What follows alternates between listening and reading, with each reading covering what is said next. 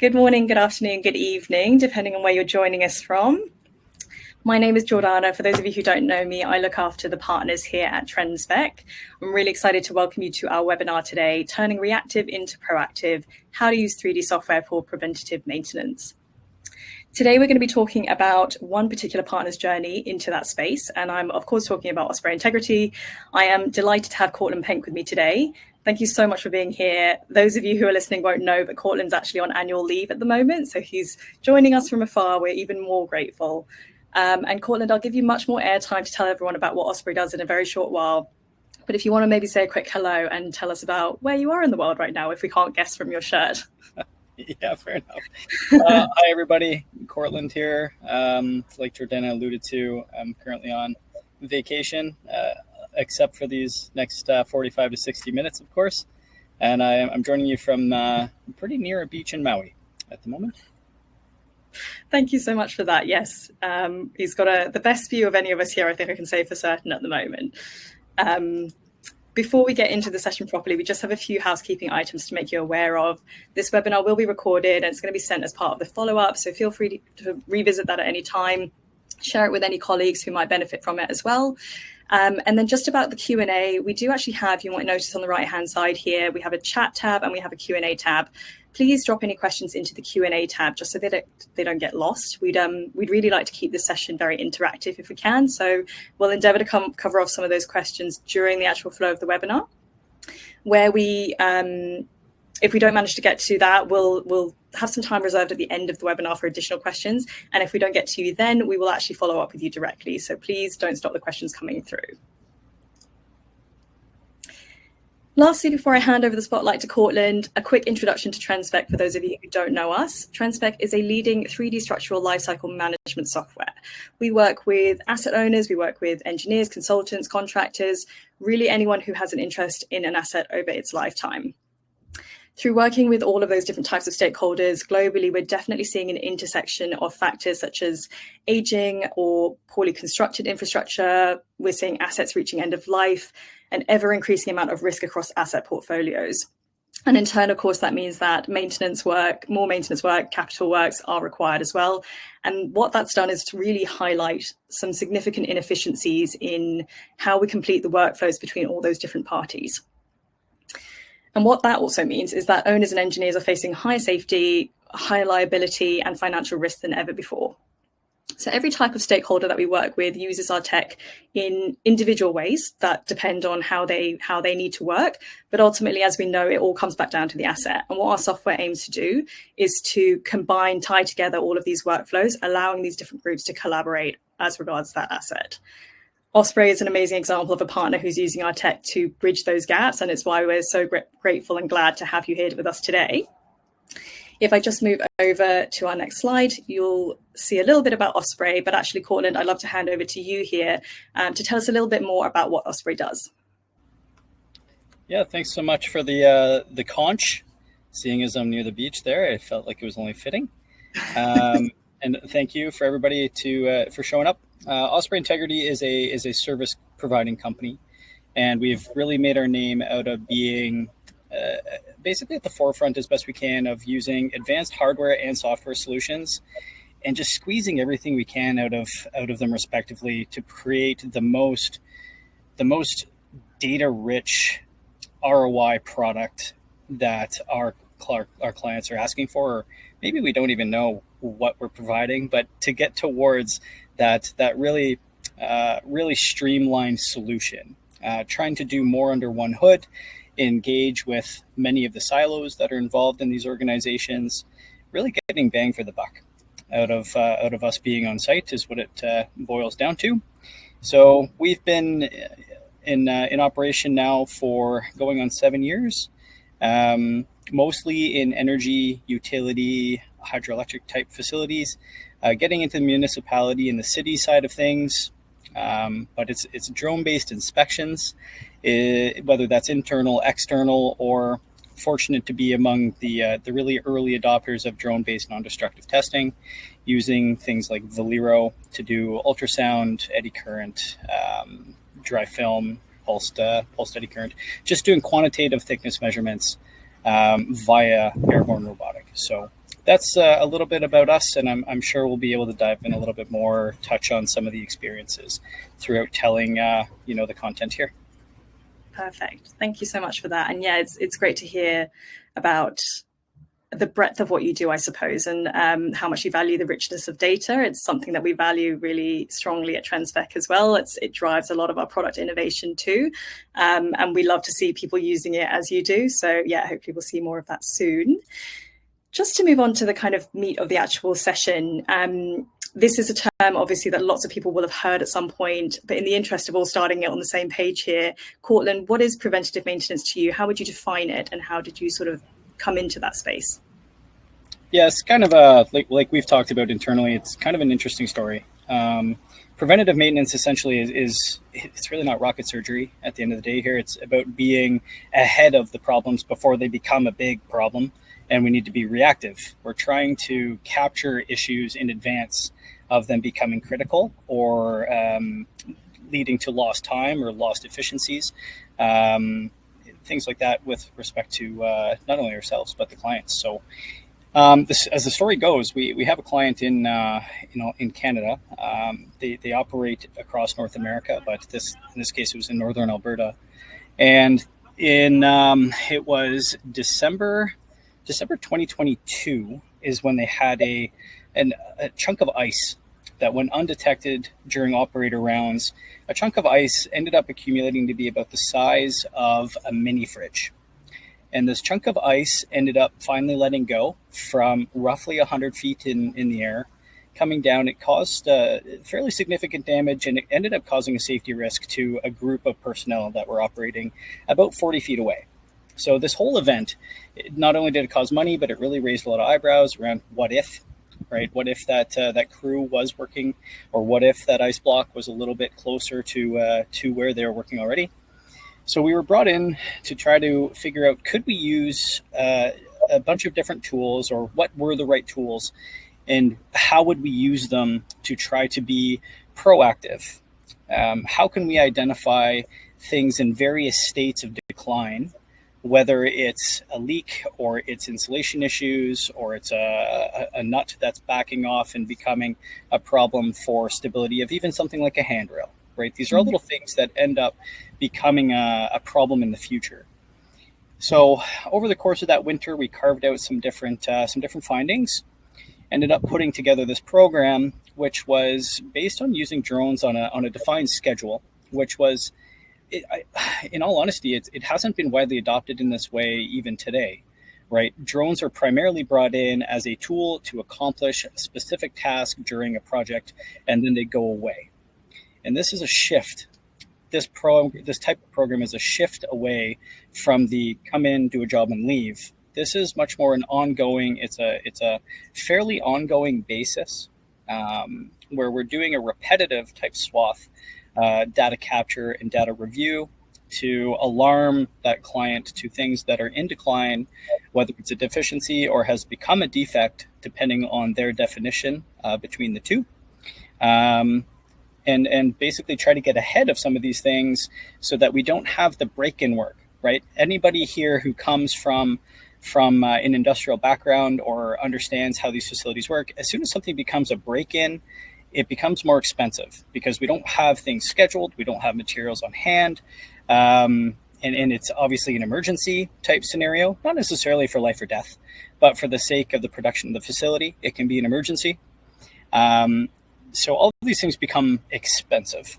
So by being proactive in identifying these issues, we can put the money where it needs to be spent based on the visual identification of these issues early in their decline, which allows the maintenance planners and the turnaround planners or the asset integrity groups, the reliability engineers, all these different features, safety, operations, everybody has a play here. And when you boil it down, if we can be, it's like having that crystal ball, right? Essentially, by doing this type of workflow, we're giving you a better crystal ball to look a little bit into the future and help you identify what issues need your attention sooner than later, and which ones might be able to wait a little bit longer. And oftentimes they're issues that you're not finding via a traditional operator sweep. They're hidden from view, or they're only viewable from the air. And in order to get them, you'd have to be in a crane basket, working off ropes and being intentional about where you're looking. So probably rambled there a little bit, but that should provide a lot of context as to, how we started down this road, and since rolling it out have iterated with additional clients. And it's really starting to really lean on the power of the template, the templating program that Trendspek has in place here. It's really, really sharp. That's fantastic. I know you didn't ramble at all, and even if you did, it would still be interesting and valuable for us, I'm sure. But it's great to hear like the equivalent of this technology being like a crystal ball. I'm sure we all wish that we had those at one point. And the story that you mentioned earlier, obviously that's unique to your customer, but we've certainly heard many, many stories of, close calls or even worse on occasion and things like that. So there are definitely these triggering moments that send people down the path. Out of curiosity, obviously that's a particular client, but I know that you work in this way to support many of your customers. So I'm keen to understand how you've kind of managed the change in mindset that actually does come in from working in this way or having to work in this way, because it does mean a lot of changes for many different parties within the organizations, and also in terms of budget, being able to front loading this in a lot of cases. So how have you experienced many challenges around that? How have you overcome those? It's an interesting question. The mindset kind of part of that is 100% accurate, right? We're just stuck, and I mean collectively. That there's no finger pointing involved with that. I just mean industry collectively as a whole is quite content in doing things the way that we've done them. And when we look at just a baseline, a balance sheet or a line item there within, and we look at the front loading, as you've put it, is very valid. It doesn't necessarily look attractive up front. And what I can say is that you have to, from a service provider point of view, it's really important that we have some of those champion clients or champion personnel within those asset owners that see the outcome, potentially pulling, say, from R&D funding or innovation funding, or just have a big fire that they have to put out really quickly, and it just kind of all lines up. The truth is that a lot of the value from an asset owner perspective comes out through use. It's not until you're 6 months, 8 months, 10 months, 18 months down the road that you really start to see what you've paid for. And it's directly aligned with how much use and how much you stick with the program. It's I can put it almost in terms of say a personal trainer. If you go to the gym once and you pay for a personal trainer, probably don't really see much value over that one session, going and having a pump and have somebody yell at you for 45 minutes. But if you stick with that program, you end up seeing the results and you see the value out of that program. And preventative maintenance programs are very much in the same type of mindset. The more you put into them, the more that you really leverage the tools, whether that's from a hardware perspective or from the software side of things, it really makes sense. So I'm just going to go ahead and say again here, I love interaction. So for the 34 people that are currently on here, don't be afraid to throw your hands in the air, ask questions, poke us. Happy to really just make this a dialogue rather than your traditional webinar, I will tell you everything kind of approach. We're here to, as an industry, we're all driving in the same way, right? So happy to have this be very much aligned in the same manner.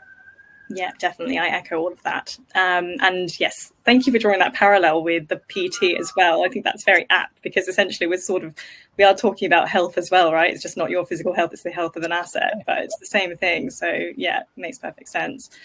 If we don't have any questions for the moment, I'll just sort of move on and talk about the sort of 3D software element of it and how that comes into it. You touched on this a little bit before. Are you able to just elaborate more on how you and the team are using 3D software for preventative maintenance? Yeah, I think, when we look at traditional reports, so a little bit about my background probably is relevant here. So prior to starting Osprey Integrity in 2018, I actually worked as a corporate pilot for about 9 years, gained a whole bunch of traditional aviation experience. And then after a layoff, I ended up in non-destructive testing. So I went off and I became certified in things like ultrasonic testing, eddy current, magnetic particle, dye penetrant, and from there progressed into visual inspection.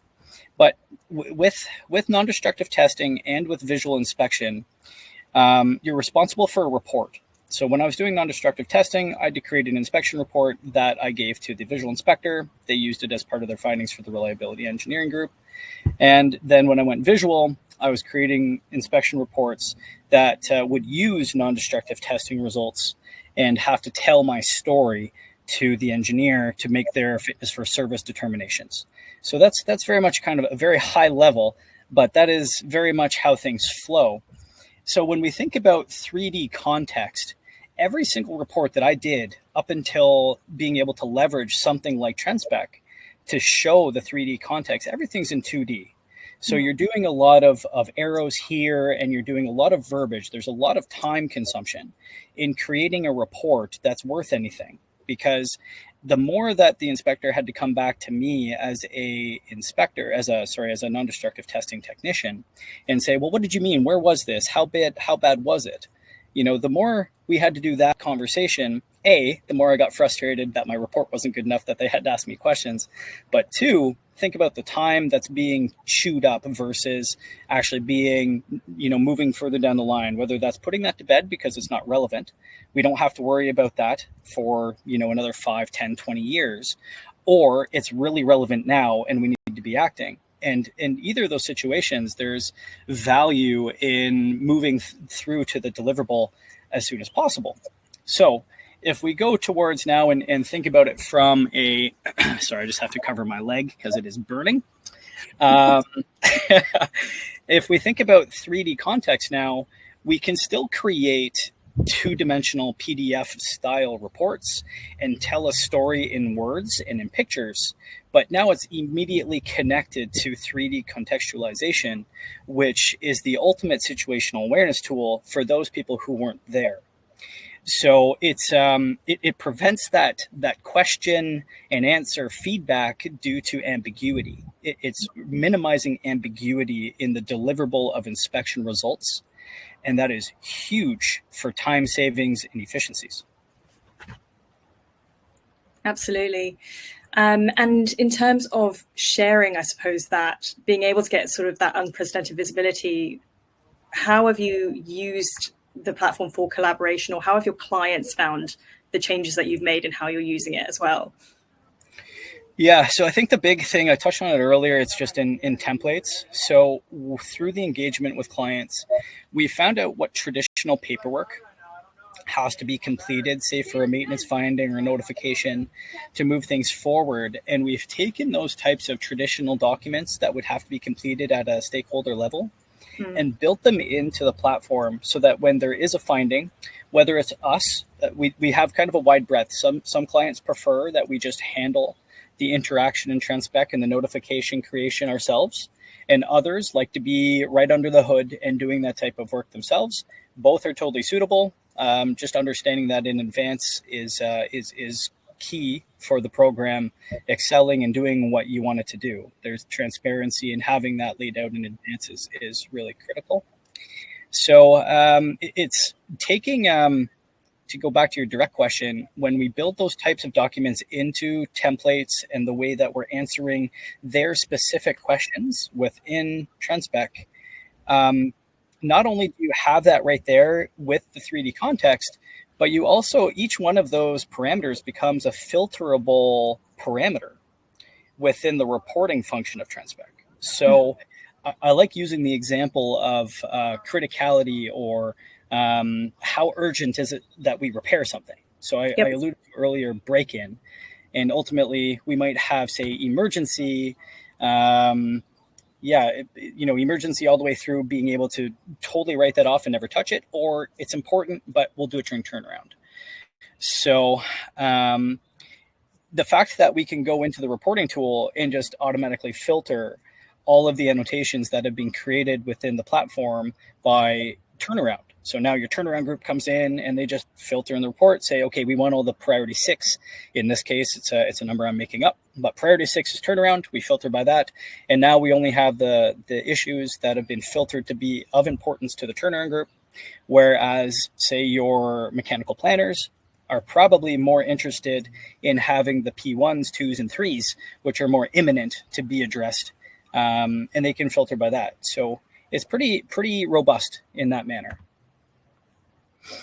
That's great to hear. I'm sorry, I'm a little distracted because my video looks like it's stopped on there. Can you see me okay still? We can see you, but you aren't moving. Okay. So, oh, well, that's something anyway. Yeah, thank you for sharing all of that. I think that's it's really one of the things that drove us to innovate on the templating system, is so that you can sort of power all those different types of reports, and you can pull out the data that's meaningful to you at that moment or for those particular stakeholders. So it's great to hear about how you've been using that. Yeah. I'm keen to ask you, obviously you've spoken a little bit today about how you've been doing things, about the journey that you've been on so far. You also mentioned that, you see this evolving quite a lot as time goes on as well. Are there any sort of things that you haven't been using it for to date, or you haven't built into your workflows yet, that you're keen to try and progress moving forward, or some like blue sky thinking, or things that you've seen other companies doing really well that you want to try or eventually integrate in? I'm just keen to see where you see your journey going. Loaded question, because we could probably spend 45, 60 minutes just scratching the surface on that question. To keep it high level enough, I think that where things are going in leveraging machine learning and AI with respect to a known inspection or construction code. So, hey, here's the inspection code. Great. Here's the data. Can you please, let us know what are deficient or what are defects based on this criteria? I love that kind of progression through using this. The thing is, it's kind of paradoxical, or a bit of a stuck between a rock and a hard place, is that in order to become really robust with AI and machine learning, we need a bunch of data, and that's it's part of what we make sure we share with our clients, is that you might not need this the way it exists today, but when we're in a year or two, when the machine learning AI for this particular use case is really strong, and that's what you want MLAI to do all this stuff, we don't really just get to flip a switch unless you want to wait for a while and hope that the data that other people are collecting becomes open source. Yeah. So while we're carving things out and really showing value even in the immediate, happy to talk about some quote unquote testimonial, if you will, from some of the major players that have adopted this with us. But the ability to turn that on is really of interest. And just the remote inspection, the remote awareness side of things. I was saying before we hopped on, just a couple weeks back, at 35,000 feet flying across the country, and I was able to log on to the airplane's Wi-Fi and do some reporting from the airplane. So I was on Trendspek, I had full 3D context, I had my annotations, had the notes going, and I was there producing reports for our client flying across the country. And now we're here looking at this in all its glory, and I'm too close to the beach to be on a webinar. So it's really amazing how things have come. To put one last spin on there, the drive towards net zero, or the corporate level carbon reduction initiatives that typically don't exist at, say, a reliability engineering level, right? The asset integrity group doesn't have a net zero mandate, but the corporation does.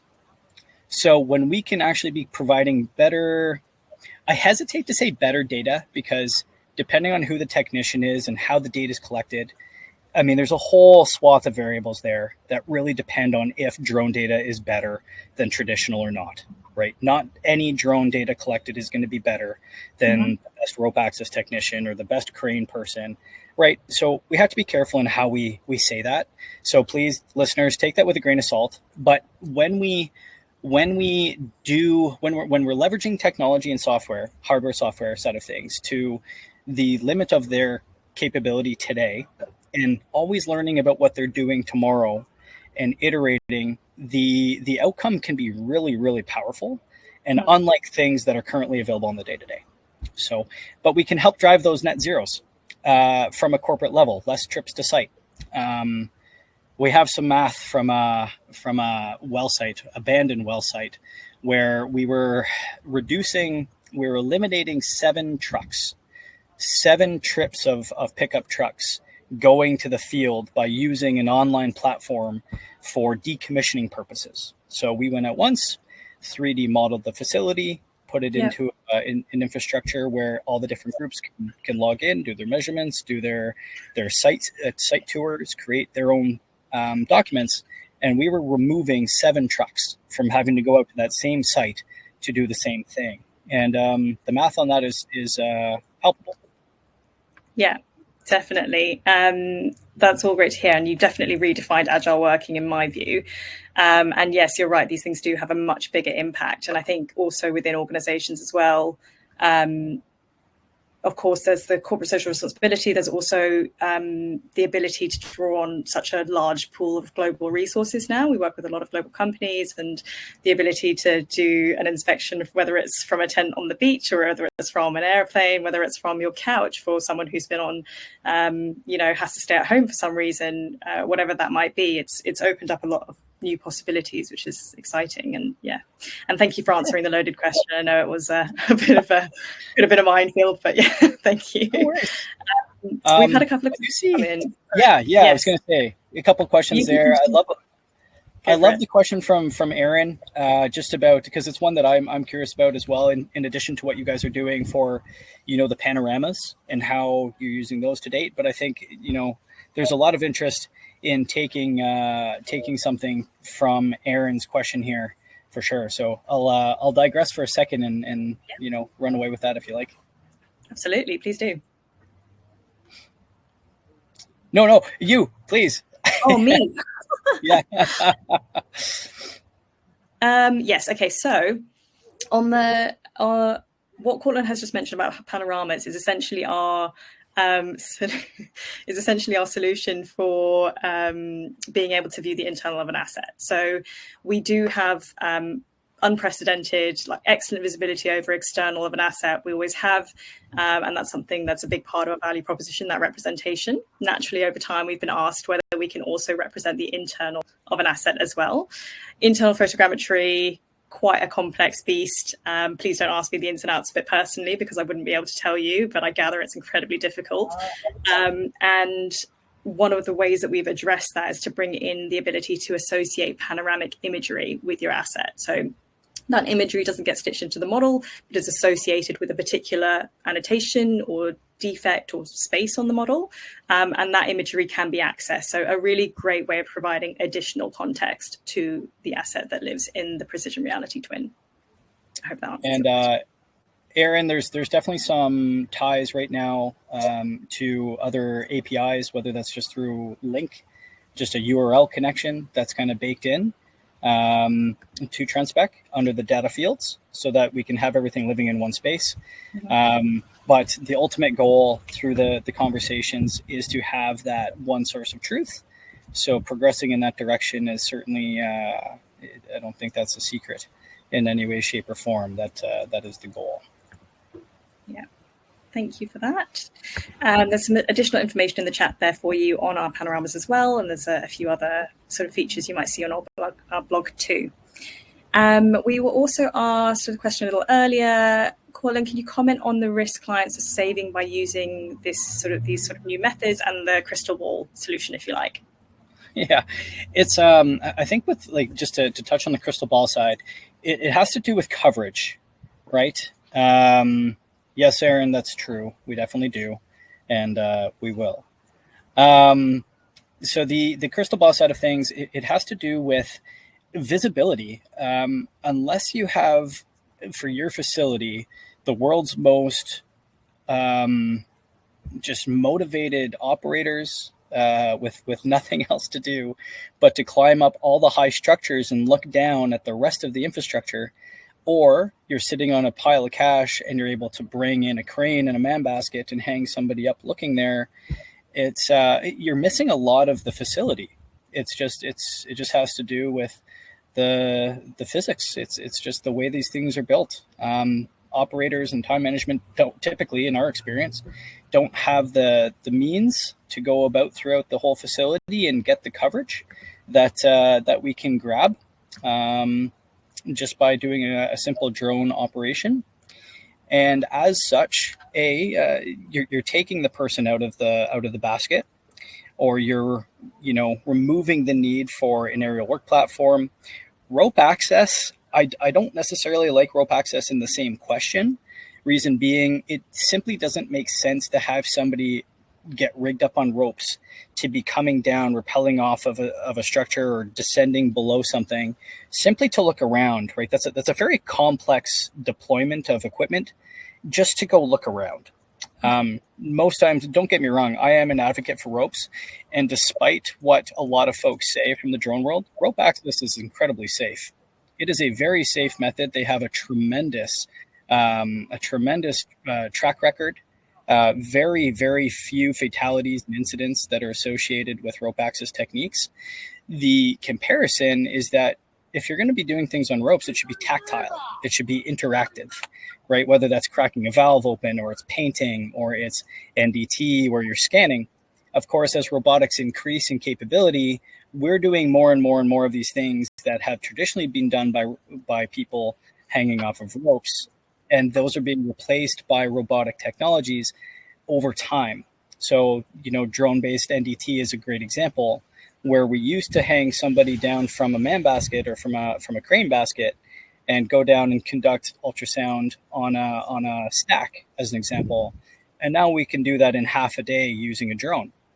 So there's progression in that direction, but there's still limitations to the hardware that we just have to be respectful of, right? At the end of the day, it's all about the deliverable, which is why Trendspek is so sharp, is that it helps create just an industry-leading deliverable with ultimate situational awareness based on what's available on the market right now. So hopefully that helps, Elena. It does. It helps. Well, sorry, it helped me. Hopefully it helped Alana too. But it's really interesting to hear your take on rope access as well. Personally, I don't know a huge amount about it, so it's interesting to hear that. And I think you're right. When we talk about rope access, it's not that there isn't value in using that method. It's more around we have the ability now to get a great deal more coverage without that sort of manual element that might take a lot more time if you were trying to get 100% coverage of an asset. So yeah, sorry. Reading some questions here. Richard has asked, can a 3D model be superimposed on the imagery? I'm not sure I understand your question correctly. What we're looking at here in the background has been 3D models, but there is also imagery available within the Trendspek environment as well. I don't know if that helps. Please feel free to ask me a follow-up question if not. Perfect. And Michael, thanks for that. Yeah, I say that's exactly the case. That's essentially what I was just saying, is that technologies exist for their specific purposes. I don't see rope access going anywhere in the near future or mid to long future, to be honest with you. I do see scaffolding being cut back more and more and more, especially with the advent of VDEC.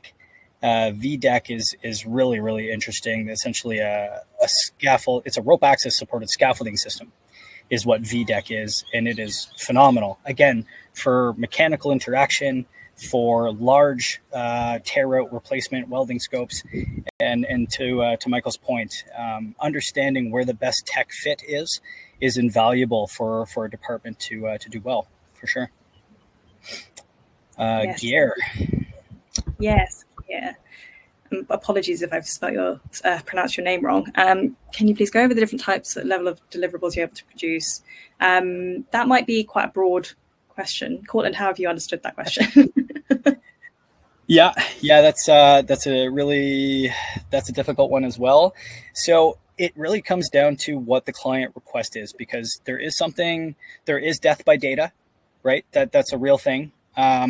So as much as this answer is going to seem like a bit of a cop-out, the answer is that to really properly understand that with any kind of context, we'd need to know what you need out of your inspections, what level of granularity, who's using it, who's using these inspection reports when the dust settles. It might be something as simple as just a few photos or a panorama that's hosted in Trendspek for situational awareness, and it could go down to being a fully annotated 3D model with associated PDF reports with hyperlinks in them. So we could have that PDF report, very, very common. We can save that and file it as you would a traditional report. But if you needed to click on a specific annotation, we can do that, and it'll pull you right onto Trendspek's side of things. That brings you right into where that defect or where that point of interest was. So, yeah, hopefully, Gare, if that gets you started on the right foot, hopefully it does. And if you really needed something more specific, please feel free to reach out to Trendspek, and we can get connected to really dive in on that, depending on what you're after. Great. Perfect. Michael's asked you another question, Courtland. Does Osprey use LiDAR for internal inspections to quantify pitting? Yeah, that's a tough one. It's kind of the holy grail for drone technology right now for internals. We don't. Really what needs to happen for us to be able to quantify pitting is something like a creaform system. It needs to be almost like deconstructed and put onto an aerial platform. But there's just so many limitations with mobile LiDAR and the need for manual tie points to be getting down to that granular level of doing pitting quantification via a robotic. So that's a tough one. There are, I'll call it mad scientist trials that are happening right now that are having some success, but there's certainly nothing that is off the shelf commercial that I'm aware of sitting here today. Holy grail indeed. Yeah. Amazing. Thank you. David has asked a question. Can you give us a high-level overview of the workflow from drone flight, ingesting images and Trendspek, the output and identification of problems? Courtland, do you want to talk through that maybe just in a high-level way? Yep. Totally. High level is, at least for the way we do things, is we will mission plan the 3D capture, and that's, I don't want to call it proprietary, but it's in line with photogrammetry best practices. So getting a whole bunch of different angles at a whole bunch of different altitudes. That can be as simple as one flight, but depending on the size, all the way to several days of capture. It can be quite a strategic data capture plan. It depends on the complexity of the asset. So that should sum that up. The ingestion, super awesome in my opinion. I know this feels like a big plug, but Trendspek's doing it really well. Trendspek has a number of different ingestion engines or photogrammetry engines that works in the background. So we actually just upload the data, provided we've captured it in a meaningful and professional way. It just goes right into the experts at Trendspek. They chomp that up and give us something to work with. And typically, I don't think we've, for the major sites, I don't think we've waited more than about a day and a half for significant data sets, north of 10,000 images in some cases. So it's quite expedient. Mm-hmm. For the output. So the output, in that way, it's pretty excellent. The markups, though, right now, with the exception of, I want to say concrete, because the work that you guys are doing with Datature and the crack detection with the help of machine learning AI is really doing quite a bit. As far as the other things, I alluded to earlier in this conversation that we need data to do a good job of using AI to provide meaningful outputs. So we need data to create the future. And that's part of what we're doing right now with our client base is we're into these preventative maintenance programs and cataloging the data and starting to train for their specific needs. It's gone really, really well right now. But to give you a breakdown in that, it's, David, it's mostly manual with the help of subject matter experts, whether that's a furnace person or it's a valve person or it's a utilities person, right? You need that person to help create value in the data. Over time, that will move to a more streamlined machine learning, like the Gen AI type output that will be reviewed and substantiated by an expert personnel force. Just to increase efficiency and proficiency of that type of output. Great, thank you. Sorry to whiz through, but I'm conscious that we just have some more questions coming in. I'm hoping we can get through one or two more. Are there any challenges with structures made from structural steel, dense with members like bridges, trusses, transmission towers, etc., in your experience? I'm going to just pop back to Michael's follow-up question there real quick, just because it is pretty quick and dirty. So there's no embedded AI currently, Michael. What we have is the ability to ingest AI generated outputs. So what you can do is use any kind of AI engine of your choice. And when you have the findings, you can basically pump that back into Trendspek to have it populated throughout the model. And if Josh is here, he can correct me if I'm wrong, or maybe throwing him under the bus. But that's my understanding of what we can do under the current system, with progression happening all the time in that field. I don't see Josh cutting my feed, so I'll carry on. Matt, so structural steel, dense with members like, Matt, what it comes down to, excellent, got the thumbs up from Josh. Matt, what we do have, it comes down to the capture process, right? I don't want to say unless you've got lattice on lattice on lattice on lattice.